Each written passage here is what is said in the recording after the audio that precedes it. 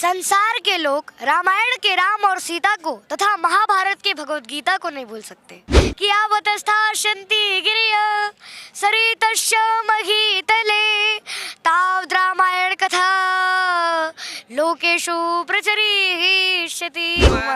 चलत रामचंद्र बाजत पैंजनिया। नमस्कार, मैं सत्येंद्र शर्मा और इस समय हम अयोध्या में मौजूद हैं। पूरी अयोध्या नगरी, पूरा भारतवर्ष इस समय राममय हो चुका है। 22 तारीख का वो दिन है जब रामलला अपने प्राण प्रतिष्ठा के दौरान भव्य राम मंदिर में विराजमान होंगे।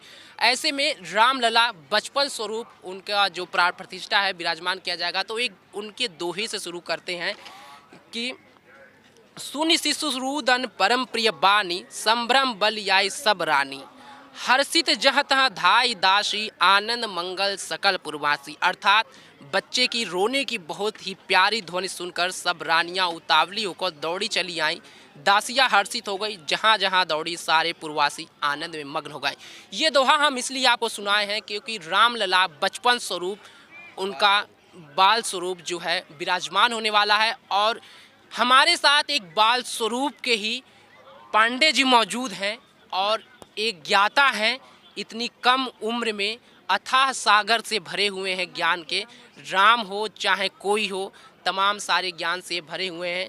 सबसे पहले आप अपने मुख से खुद बताइए, आपका नाम क्या है? माधव पांडे। माधव पांडे जी, आप रहने वाले कहाँ से हैं? बिहार का। बिहार से आप चल के आए हैं।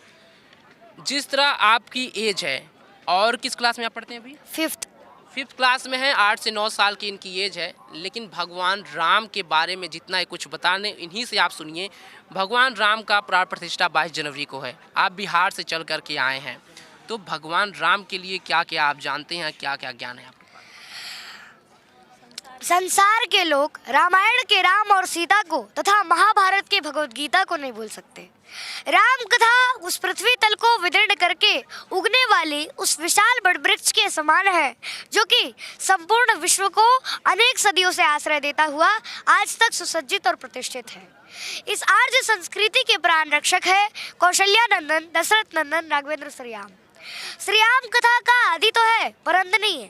अंत तो तब होगा जब कोई इस धराधाम पर राम का नाम लेवा ना हो।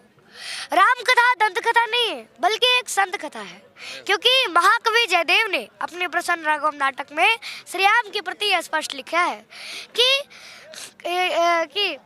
श्रीराम के प्रति स्पष्ट लिखा है कि आवतस्थास्यन्ति गिरयः सरितस्य महीतले तावद् रामायण कथा लोकेषु प्रचरिष्यति। अर्थात जब तक धरती पर पहाड़ के अस्तित्व रहेंगे, नदियाँ बहती रहेगी, तावद् रामायण कथा लोकेषु प्रचरिष्यति। तब तब राम की कहानी घर घर में कही जाती रहेगी। ऐसा होने में किसी की मेहरबानी नहीं है, क्योंकि हमारे प्रभु श्री राम की कहानी ऐसी है।